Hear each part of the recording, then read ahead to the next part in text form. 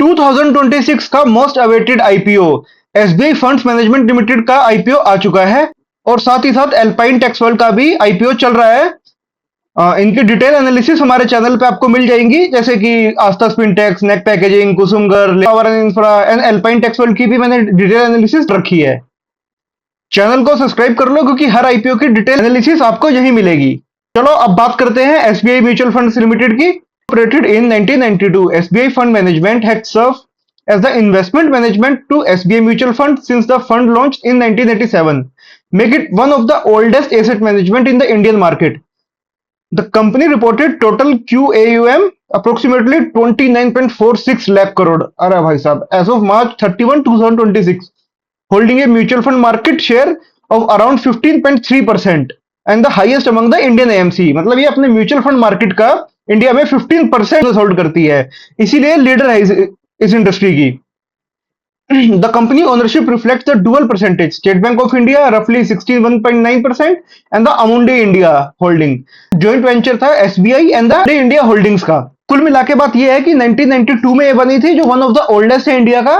MD और SBI का merger है। फंड का बिजनेस 15%, एसआईएफ स्कीम जो अभी नवी आई है इसमें 61%, और ये स्टार्टिंग में वन ऑफ द फर्स्ट थी जिन्होंने इस चीज को स्टार्ट किया। पीएमएस में भी इसका 31% मार्केट शेयर है और इन्हीं वजह से कंपनी मार्केट लीडर है इन सब चीजों में। हम प्राइस बैंड देख लेते हैं, 545 से 574। मैंने अपनी एक वीडियो में दिया था प्राइस बैंड की 550 से 580, लगभग 5 रुपए का ही फर्क है। आप देख सकते हो, मतलब लोअर बैंड और अपर बैंड दोनों ही लगभग मैच किया। टोटल इश्यू साइज काफी बड़ा आईपीओ है, 9000 अराउंड 10,000 करोड़ का। आईपीओ ओपन होगा 14 to 16 जुलाई को। लिस्टिंग डेट है इसकी 21 जुलाई की। लोट साइज 26 शेयर का एंड मिनिमम इन्वेस्टमेंट 14,924 रुपए। इसमें आपके पास रिटेल कोटा भी 35% है, एम्प्लॉय कोटा भी है, शेयर होल्डर कोटा भी है। अब shareholder quota, employee quota को मैं वीडियो के एंड में अच्छे से समझाऊंगा किस लिए है ये। पर इसमें एक चीज है कि 100% आईपीओ ओएफएस है, यानी एक भी पैसे कंपनी के पास नहीं जा रहा, कंपनी के प्रमोटर्स के पास जा रहा है सारा।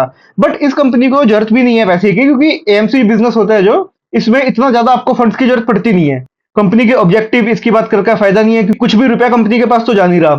कंपनी के फाइनेंशियल्स देख लेते हैं। आरओई जो 2025 से 26 में 33% से बढ़ के 43, रिटर्न ऑन नेटवर्थ 33 से बढ़ के 43, पैट मार्जिन 70 से 69, लगभग 70% का पैट मार्जिन।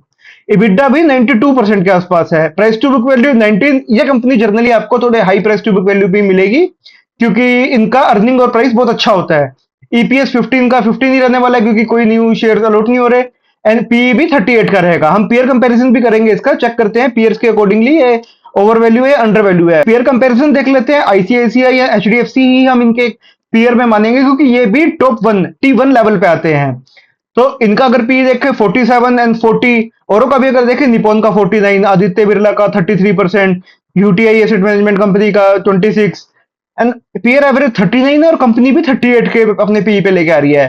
तो मतलब इसकी वैल्यूएशन ओके ओके है, ना ही अंडर वैल्यू है ना ही ओवर वैल्यू है। एंड जीएमपी इसकी 17.3% चल रही है, यानी लिस्टिंग एक्सपेक्टेड लिस्टिंग गेन है इसका 673 रुपीज, लगभग 2,500 के पास एक लोट का प्रॉफिट। जीएमपी इसका उतरता चढ़ता रहेगा, जैसी मार्केट में वॉलिटिलिटी बढ़ेगी या जैसा भी होगा उस हिसाब से जीएमपी चेंज होता रहता है। अब मैं आपको shareholder quota and employee quota के बारे में थोड़ा समझा देता हूँ। ये एएमसी का एम्प्लॉय कोटा किस किस के लिए वैलिड है। एसबीआई एएमसी के जो एम्प्लॉइज है उनके लिए, और एसबीआई बैंक्स के जो एम्प्लॉय है उनके लिए। ये एसबीआई कार्ड, एसबीआई लाइफ जो सब कंपनीज है इनके लिए एलिजिबल नहीं है।